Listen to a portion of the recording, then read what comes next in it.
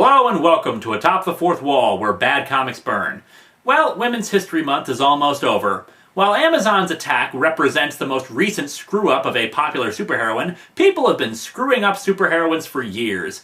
Now, I've already talked about black and white comics from my Cinnamon number 11 review, but let's look at a now defunct publisher of such material. Sultry Publications was a comic company from the 80s that had such stellar titles as Codename Assassin, Reagan's Raiders, Daffy Kadaffy, and other various comics of similar depth. It was born out of the growing popularity of black and white comics in the direct sales market. The former president of Sultry Comics, Gary Brodsky, deserves the most scorn though.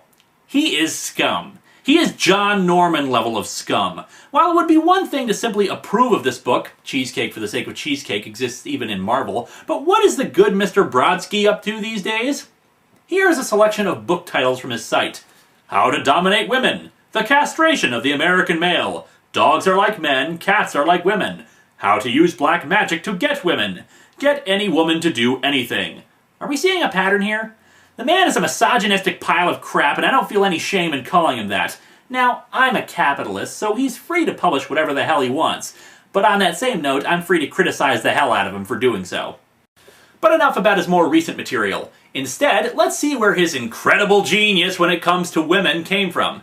So let's dig into Sultry Teenage Super Foxes number 1. What I love about this cover is that they shifted the logo for the book down so they could give top credit to the quote-unquote creators of this thing. You've gotta love how lazy the font is too. I mean, screw the Superman logo or the classic Nightwing design for artistic creativity. No, you just need a friggin' Arial font and red and green words centered and piled on top of each other. As for the cover itself, we have our 4 protagonists, who are apparently sultry, teenage, super, and foxes. I suspect that one woman's hair on the left is a fox, but I'm not seeing it with the others. Cindy, the comic's the other way, could you turn around? Anyway, all of their outfits are basically bathing suits, 2 of which have boob holes cut out of them. And the woman in green even has her nipples poking through. Yeah, underage nipples. It really endears us to the comic right away. And before anyone cries out that these kind of outfits distract the enemy, allow me to point out the fact that any villain worth their money isn't going to give a rat's ass if they're in body armor, much less these outfits. They're going to be running like hell and shooting back at whoever's pursuing them because they don't want to get caught. They'll shoot at a superhero whether she's starkers or fully covered because they know what'll happen if they don't. We open our story on an Air Force base where 4 women are waving goodbye to a group of pilots in their jets. The narration caption begins, July. It means summer heat and clear blue skies here at Rutgers Air Force Base. August, on the other hand, means a filthy obscenity, and don't even get me started on what September means. To Jasmine, Sheena, Amelia, and Candy, it means vacation, away from boarding school, and here on base where their fathers work year-round for Uncle Sam. Oh, it also means pilot watching. Wait, their fathers work as pilots and these girls watch them? If it's in an oh my god they're hot fashion, then ew.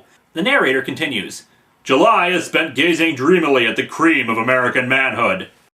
Okay, don't say cream or manhood ever again, okay? Today, alas, the girls are watching the pilots leave base on a 5-day mission. 5 days is a long time in July, with no pilots around especially. Yeah, I can remember back when I was a kid and I just kicked myself in July because there were no pilots around to watch.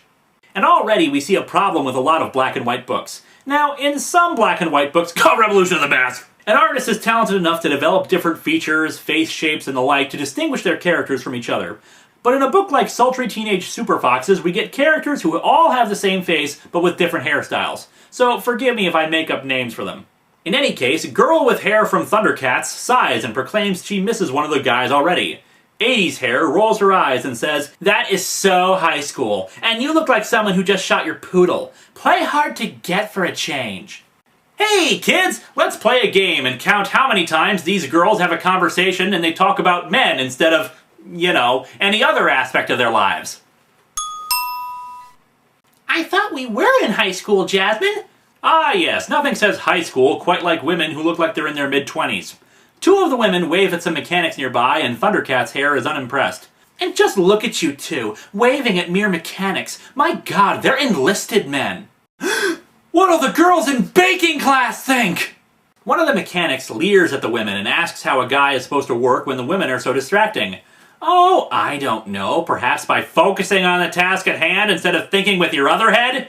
An MP stops the women, proclaiming that they're in a restricted area. They manage to sneak away from him and go into a hangar and find a jet that's covered in tarps.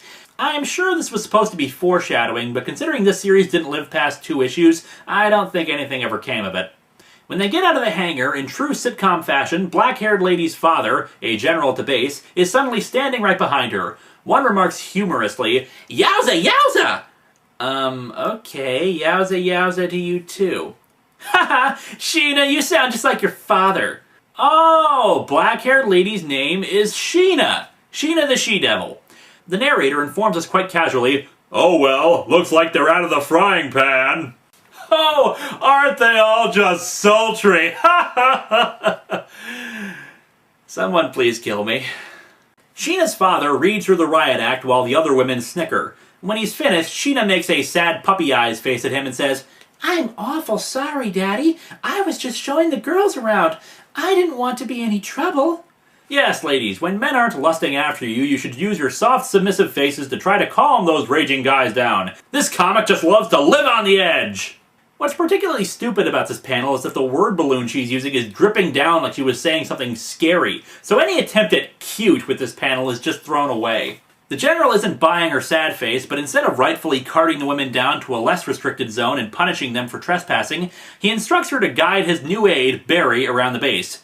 Barry, being a complete moron, smacks his head against the car roof as he comes out. The narrator informs us in a new establishing shot that the unimpressive building before them is the Air Force Advanced Aerial Combat Training Center, the most modern facility of its kind on Earth.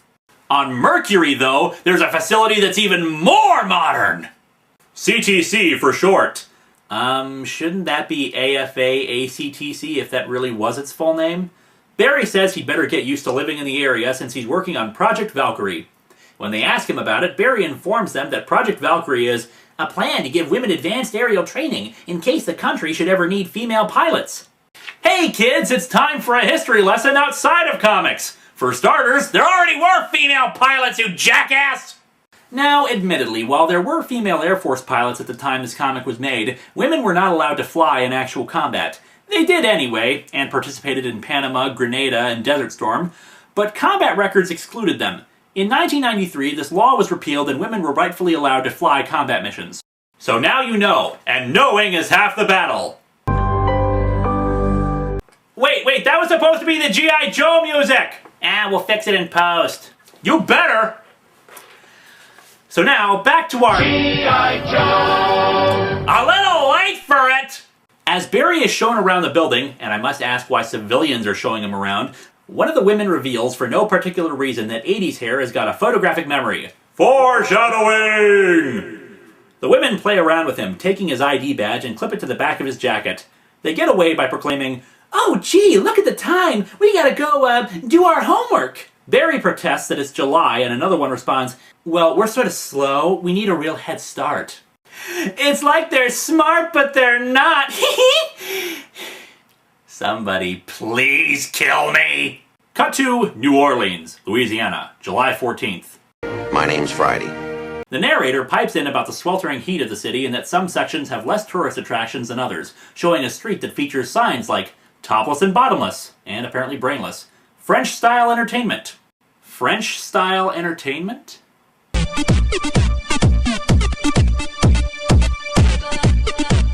Discotheque upstairs! Wow, who knew discotheques were such a hotbed for drugs and prostitution? We switch to a sign that reads, Madame Rotunda. Oh, that's subtle. And inside, there's a woman with the standard trappings of a palm reader's house. Crystal balls, candles on skulls, and incense. Madame Rotunda herself is practicing magic while wearing a ridiculous skull helmet on her head. The narrator exposits that Rotunda's daughter died 2 years ago, and now she's seeking a way to summon the dead. She finally manages to pierce the veil, and her spirit rises to... well, I'm really not sure. Rotunda realizes that something has gone wrong, and something explodes out of the building. It appears in the visage of a flaming skull as the narrator explains, "The freed thing bridges the intervening gulfs of inner and outer space." Wait, she's using magic to go through space? We're looking at aliens here? Following the silver thread of Madame's spirit to New Orleans. To Madame, is her first name Madame or something? And for some reason that just baffles the mind, the narrator then asks, "Mommy, it followed me home. Can I keep it?" Oh no! The writer's having flashbacks back to their childhood! Take cover! As Rotunda tries to fight the demon in her head, the demon proclaims that it can give her anything she wants, including vengeance.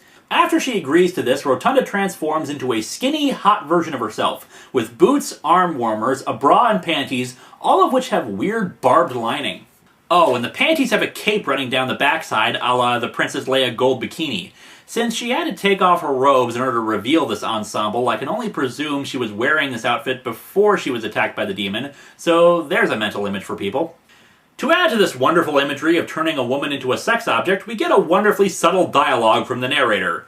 "The invader wins dominance. Free at last after so long. Let the universe tremble again." I'm pretty sure the artists were trying to make something else tremble with this. Back to the Air Force Base. The narrator informs us that this is the lab of Dr. Francis Hobble, where Barry and the General are witnessing a demonstration of his work. The sample that they're using is... it's 4 ounces of dog feces. Folks, I don't know what's more disgusting, the sexism or the attempts at humor. The doctor gives them goggles. "The goggles, they do nothing!" Joke in 5, 4, 3... And the narrator informs us, "Switches are thrown, and beams of dazzling brilliance lance down onto the sample." I was unaware that dazzling brilliance had been harnessed into an energy form. Barry is shocked to discover that the dog feces have become gold! Barry speculates that it must require lots of power, to which Dr. Hobble affirms. "When we operate the device, every light is dimmed by the power drain." What? An alchemy device? Something that alters dog turds into friggin' gold? Something that changes the atomic structure of one completely different item into another? Only drains enough power to dim some lights? Oh, but it gets better, folks. We get a cost breakdown for the machine, that the apparatus itself cost millions, and that converting the sample cost around $65,000. It's not a cost-effective source for gold, of course, but the theoretical ramifications are enormous. Not cost-effective! Once you have the machine, getting the back pay for it is simple once you make gold of equal value! And where does the cost of actually converting the material come from? Is it the power drain? Now, I'm not a scientist, but it seems to me that if you hooked it up to something that produced an awful lot of energy, say a nuclear power plant or a geothermal plant, the power cost would be minimal at best. Now, there is an economics problem of making more gold and thereby flooding the market with it, but a device of this power has other uses. Even if garbage itself is not a big issue in the United States thanks to the fact that landfills are plowed over and converted into methane power plants, wasteful materials like feces, polluted water, or chemical byproducts or other industrial manufacturing could be converted into whatever materials you need at any moment and subsequently sold to anyone who needed them. And what does Barry have to say about such possibilities? No way they'll fund it this year. It's just too theoretical. Too theoretical? They turned dog poop into gold! Thundercat's hair comes in, apparently the daughter of Dr. Hubble. He vents that his grant for the alchemy machine won't get renewed. He talks about the possibilities of such a machine. "I mean, consider the transmutation of living tissue. Men into supermen. The power of creation could be in our grasp." My God, we could make Hardee's into edible food! Thundercat's hair tries to reassure him that everything will work out while at the same time thinking, this gives me an idea. Why do I get the feeling this idea involves costumes that make no sense and sultry looks at readers? Back in New Orleans, we have a full page of narration talking about how Rotunda is picking up the homeless and prostitutes to be possessed by other demons. Naturally, these new women are also wearing 80s biker wear and supervillain outfits as Rotunda teaches them to read. One of them has a bizarro moment as she proclaims, "It are simple! I are figure in word glyphs already! Me is ready to go out!" Woman equals dumb, apparently, because otherwise why wouldn't these demons already have knowledge of speech and reading? Rotunda purchases a computer which she uses to gain access to Project Valkyrie. I could point out that this is completely implausible, but I guess no one truly understood the power of a VIC-20. By the way, the password for Project Valkyrie? Valhalla. You know, that military intelligence oxymoron is really getting bleaker every day. Back at the Air Force Base again, the women are sneaking around and go into the lab using Dr. Hobble's ID card. Barry tries to follow them, but the door shuts and locks before he can reach it. Thundercat's hair explains to the others about the transmutation device, and now 2 of the women have changed their hairstyles, not that they had such distinctive personalities beforehand. They identify themselves through their dialogue to one another, but I like my names better. Murphy Brown expresses concern about the prospect of using the device to transmute themselves into super beings. Thundercat's hair replies, "Oh, Amelia, don't be such a wet blanket. This is my big chance to become a superior being, and you are not going to ruin it for me. Every time I have a chance to become a superior being, you always mess it up for me. This is like that Power of Thor deal all over again." Sheena the She-Devil pipes up with this gem of wisdom. "It occurs to me, ladies, that a superior being would stand an awfully good chance of getting a date with a pilot." Yes, because heaven forbid these unnamed pilots might want to date you for your personalities. Oh wait, you don't have any. I'm serious, someone knock me out or something. Jasmine explains that Jack, whoever the hell he might be, showed her how to use a device. Photographic memory, remember? Okay, that might explain how it'll turn you into gold, but how in the heck do you know how to turn yourself into a superpowered being? Do you just press buttons and hope for the best? Of course! Don't you know anything about science? The others pressure Murphy Brown into getting onto the platform with them, and one of them gives this bit of sage advice. Come on, Amelia, do you want to sleep alone for the rest of your life? Ah, the sexism! The coggles, they do nothing! See, told you it was coming up. Amelia thinks for a moment that it's likely to toast them, but since they're her friends, she's got to stick by them. Yes, because it's okay to give in to peer pressure when it's your friends. Okay, I'm coming, but if this kills us, Jasmine, so help me, I'll kill you. Ha ha ha ha! Oh, my sides are splitting. Oh wait, that's actually my wrist. I'm trying to cut myself on the pages. Barry manages to get in, but it's too late. The device activates and all the electronics in the area start to short out and explode. The roof explodes and the four women ascend as Barry beholds a woman standing over them with yin-yang symbols all over her. Barry looks up in shock and thinks, what was that thing I saw standing over it all? It looked like a woman, but 50 feet tall. Quick, someone call Allison Hayes! Oh, and pay no attention to this panel, folks. It has absolutely nothing to do with what's going on, and yet it's just sitting there on the page. Next, we reveal the women in all their new outfits. The narrator explains that the warm night breeze breathes its approval over them. They are gifted with a bond that reaches in and grasps their hearts. Oh, I sincerely doubt that's what's going to end up being grasped. The narrator continues. The planet, from its core to the ozone, is alive, and it smiles on them, for it is theirs, and they belong to it. So, wait, the women belong to the Earth, or the Earth to the women? I'm confused. And hungry. The narrator explains the new powers of each of the women. Sheena is gifted with incredible strength, drawn from contact with the mother planet. While she touches the Earth, her blood and body sing with power. Well, as long as she's not singing like Yanni, I'll be happy. Amelia is joined to the water. Joyfully it comes to her call, eager to caress or to strike. Ah, sexy, sexy violence. Joy. The waters of the world are hers to shape as she will. They cry out for her touch. And I'm crying out for an end to this crap. Jasmine is now the bride of fire. This relationship is suffocating me! Literally! Her body is a channel for the power and heat locked inside the Earth. Sweltering, locked away from the light, it seeks release through her. Geez, how many double entendres can you fit into a single comic? Candy rides the winds tonight. They wrap around her soaring form, at once like silks, like a powerful steed, like a lover's touch. 3 sexual images in one sentence.